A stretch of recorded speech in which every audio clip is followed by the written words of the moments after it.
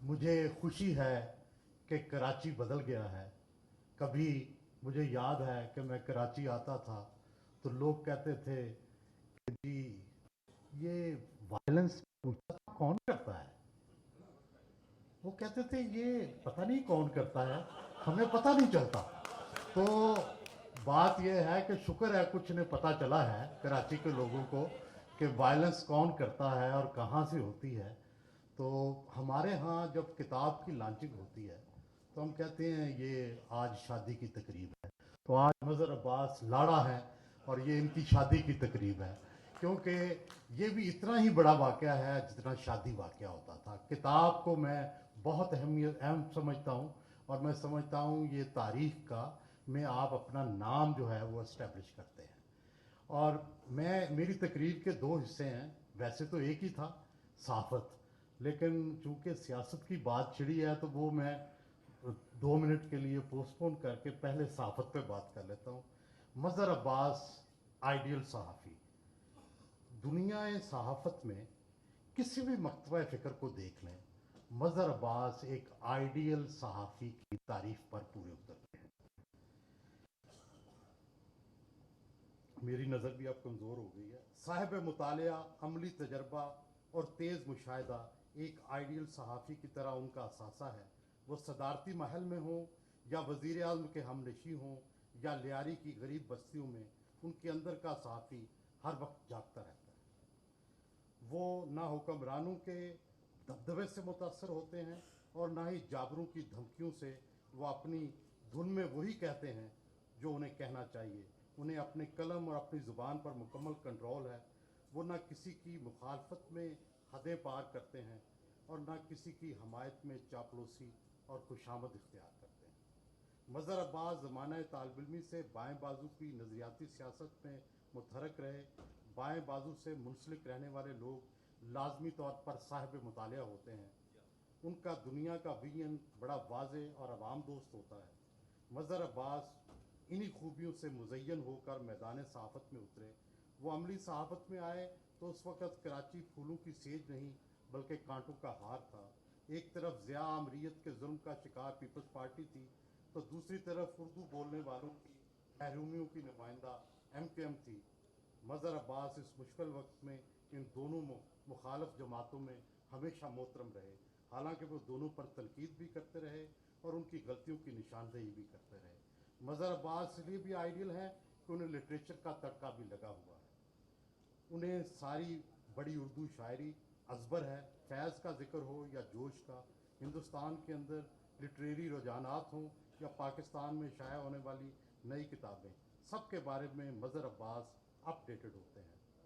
ہمارے دوست مظہر عباس کا سینہ رازوں سے بھرا ہوا ہے. اب وقت آ گیا ہے کہ وہ مرتضیٰ بھٹو کے قتل, بے نظیر سے گفتگوؤں اور ایم کیو ایم کی اندرونی کہانیوں اور لڑائیوں کو لکھیں تاکہ پاکستان کی سیاسی تاریخ مکمل ہو سکے. یہاں تک تو تھی بات صحافت کی. اب آ جاتے ہیں سیاست پر. یہاں پر بڑے ماشاءاللہ سارے لوگ جتنے سٹیج پہ بیٹھے ہیں بڑے محترم ہیں. ذاتی طور پر مجھے سب کا بہت احترام ہے.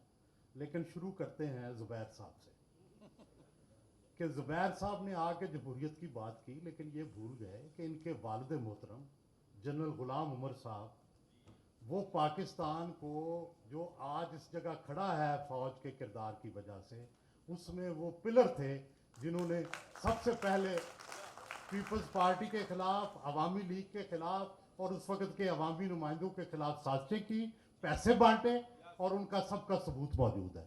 تو پہلے تو انہیں یہ ان سے برت کا اعلان کرنا چاہیے کہ وہ جو کرتے رہے ہیں یہ غلط تھا, اور پھر جمہوریت آئے گی نا. یہ اپنی انہی وراثت کی بنیاد پر سیاست بھی کرتے ہیں اور پھر جمہوریت کی بات بھی کرتے ہیں. بھائی آپ ہی نے تو جمہوریت کا بیڑا غرق کیا ہے اور آپ ہی کہہ رہے ہیں کہ جناب جمہوریت ہونی چاہیے. پھر آتے ہیں جماعت اسلامی کی طرف, ماشاءاللہ جمہوریت کی بات کر رہے ہیں. تو بھائی آپ تو ماشاء اللہ کی بی ٹیم تھے, آپ تو جنرل ضیاء اللہ کے ساتھی تھے. ٹھیک ہے, آپ تو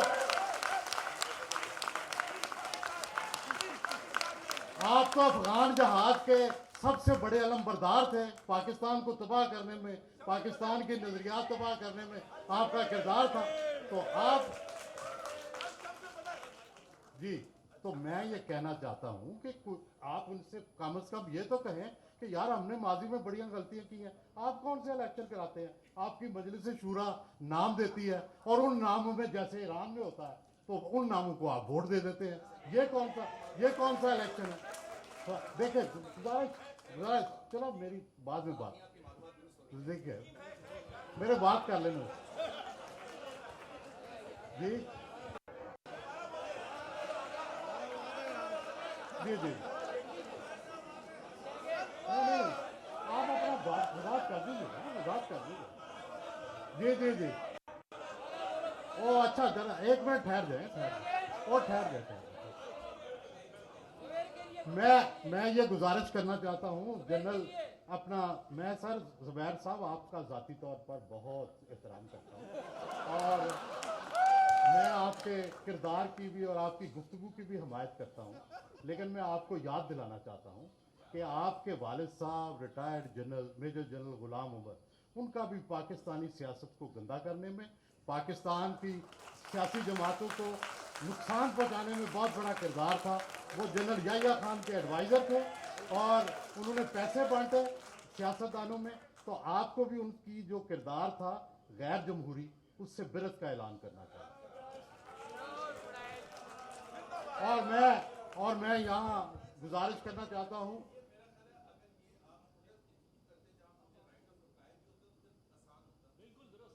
ठीक है, लेकिन आपने बात कर ली, हमें भी करने दें। गुजारिश ये है कि फिर आ जाते हैं जनाब फारूक सत्तार साहब की तरफ MP।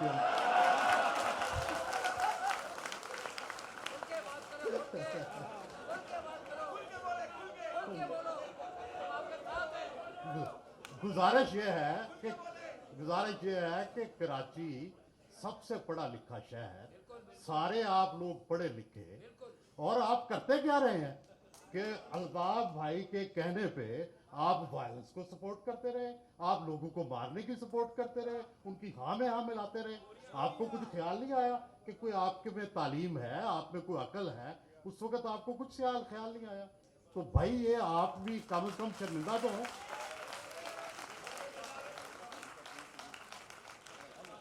और फिर मैं जनाब गुजारिश करना चाहता हूँ ज़ुबैर साहब से फिर कि मुस्लिम लीग नून, आप उनके गवर्नर रहे हैं तो सुन ले भाई, गुजारिश ये है कि जो काम इमरान खान ने 2018 में किया था, इस दफ़ा आप वो कर रहे हैं। भाई वो एस्टेब्लिशमेंट की गाड़ी में बैठ के आया था और सबको रोंद के जो है उन्होंने उसको वज़ीर आज़म बना दिया, अब आप ये कर रहे हैं। तो भाई कैसे जमहूरियत आएगी? आप सारे तो इस्तेमाल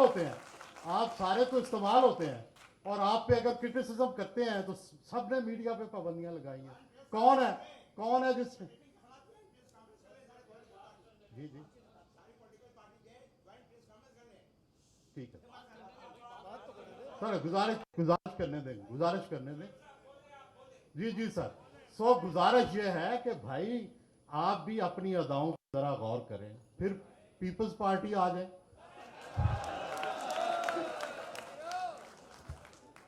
भाई आपने दो लीडरशिप की कुर्बानियां दी, बड़ी बात है।